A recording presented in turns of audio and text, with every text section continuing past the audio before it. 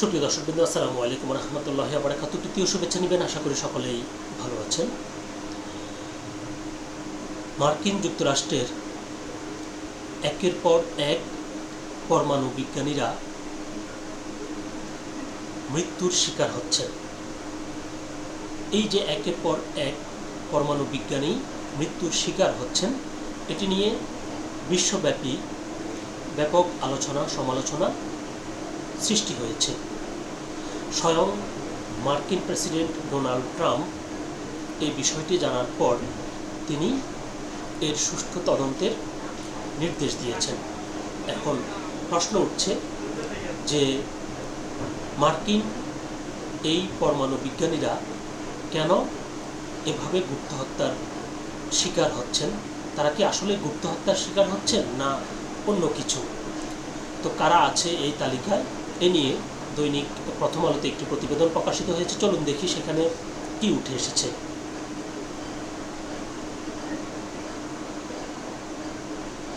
একের পর এক মার্কিন পরমাণু বিজ্ঞানীর মৃত্যু নিয়ে রহস্য তদন্তের নির্দেশ ট্রাম্পের। এটি হচ্ছে প্রতিবেদনটির শিরোনাম। বিস্তারিত বলছে যে যুক্তরাষ্ট্রের প্রেসিডেন্ট ডোনাল্ড ট্রাম্প দেশটির 10 থেকে 12 জন বিজ্ঞানীর রহস্যজনক মৃত্যু ও নিখোঁজ হওয়ার ঘটনার তদন্তের নির্দেশ দিয়েছেন। এই বিজ্ঞানীদের যুক্তরাষ্ট্রের সবচেয়ে গোপনীয় পারমাণবিক ও মহাকাশ সংক্রান্ত তথ্য ভাণ্ডারের কিছু অংশে প্রবেশাধিকার ছিল।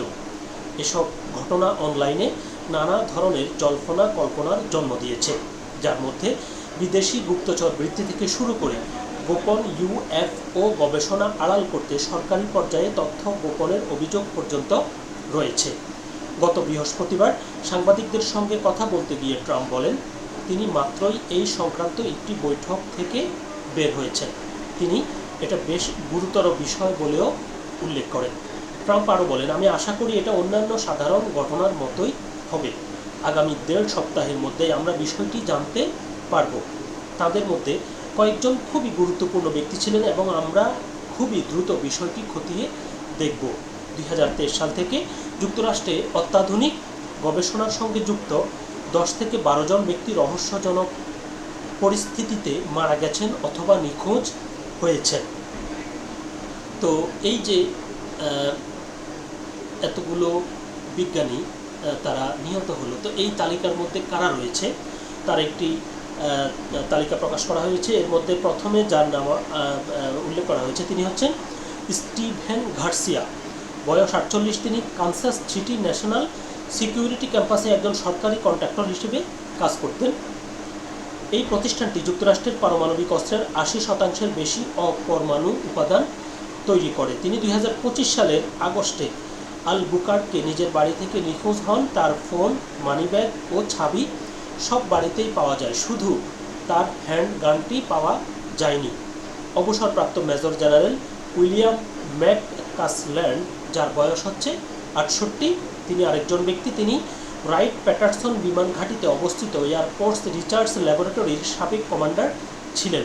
2026 সালের ফেব্রুয়ারিতে নিউ মেক্সিকোতে নিজের বাড়ি থেকে তিনি নিখোঁজ হন। তার স্ত্রী 9/11-তে ফোন করে বলেছিলেন তার স্বামী আত্মগোপনের পরিকল্পনা করেছিলেন যেন কেউ তাকে খুঁজে না পায়।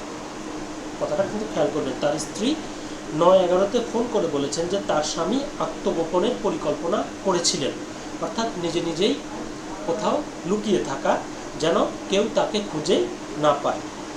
লস আলামোস ন্যাশনাল ল্যাবরেটরির সাবেক কর্মী অ্যান্থনি চাভেজ এবং একই পারমাণবিক অস্ত্র গবেষণাগারের প্রশাসনিক সহকারী মেলিসা ক্যালিয়াস দুজনেই 2025 সালে নিখোঁজ হন। তারা হেঁটে বাড়ি থেকে বেরিয়ে যান, সঙ্গে কোনো ব্যক্তিগত জিনিসপত্র নেননি।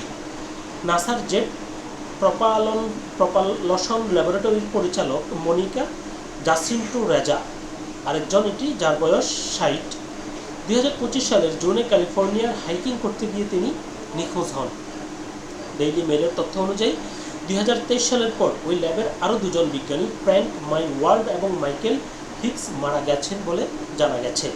এই 2 জনের মৃত্যুর ক্ষেত্রে কোনো অপরাধমূলক সংশ্লিষ্টতার অভিযোগ আনা হয়নি। মৃত্যুর কারণও প্রকাশ করা হয়নি।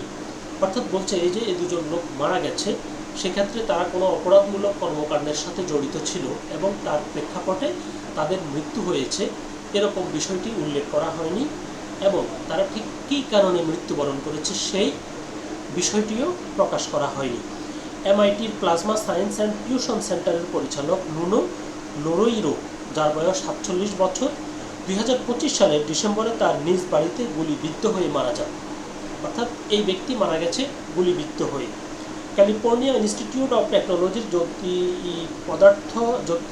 পদার্থবিজ্ঞানী কার্ল গ্রিল মায়ার, যার বয়স 67, 2026 সালের ফেব্রুয়ারিতে নিজ বাড়ির বারান্দায় তিনিও গুলিবিদ্ধ হয়ে মারা যান। অন্যদিকে ক্যান্সার গবেষক বিজ্ঞানী জেসন থমাস নিখোঁজ থাকার পর তার মরদেহ গত মাসে ম্যাসাচুসেটসের একটি হ্রদে পাওয়া যায় বলে জানা গেছে। সম্ভবত 11তম ঘটনাটি গত বৃহস্পতিবার সামনে আসে। অর্থাৎ এতক্ষণ বলা হয়েছে 10 জনের ব্যাপারে, আর 11তম যিনি, তার ঘটনাটি ঘটেছে গত বৃহস্পতিবার। ডেইলি মেল জানায় 34 বছর বয়সী বিজ্ঞানী অ্যামি অ্যাসকোরিসকে নিজ বাড়িতে গুলিবিদ্ধ অবস্থায় মৃত পাওয়া যায়। তিনি অ্যান্টি গ্র্যাভিটি প্রযুক্তি নিয়ে গবেষণা করছিলেন বলে জানা যায়। ডেইলি মেল আরও জানায়, এই বিষয়ে পুলিশি তদন্ত বা মেডিকেল পরীক্ষার কোনো প্রতিবেদন প্রকাশ করা হয়নি। তবে মারা যাওয়ার আগে অ্যাসকোরিস একটি পডকাস্টে বলেছিলেন তার জীবন ঝুঁকির মধ্যে রয়েছে। অর্থাৎ এই ব্যক্তি যেরকম বলেছে যে তার জীবন ঝুঁকির মধ্যে রয়েছে, এর মধ্যে অন্যান্য আরও দু একজনও বিষয়টি নিয়ে শঙ্কা প্রকাশ করেছেন।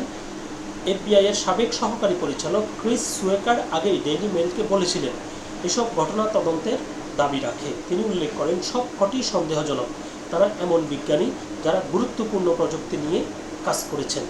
এখন পর্যন্ত কর্তৃপক্ষ এসব ঘটনার মধ্যে কোনো সুনির্দিষ্ট সম্পর্কের নিশ্চিত প্রমাণ দেখাতে পারেননি। অর্থাৎ এই যে 10 থেকে 11 জনের ব্যাপারে বলা হচ্ছে, কোনো একজন বিজ্ঞানীর মৃত্যুর সঠিক কারণ এখনো পর্যন্ত কেউ তদন্ত করে দেখেনি এবং সঠিক কারণ কোনো জায়গাতেই এটি প্রকাশ করা হয়নি কিংবা উঠে আসেনি।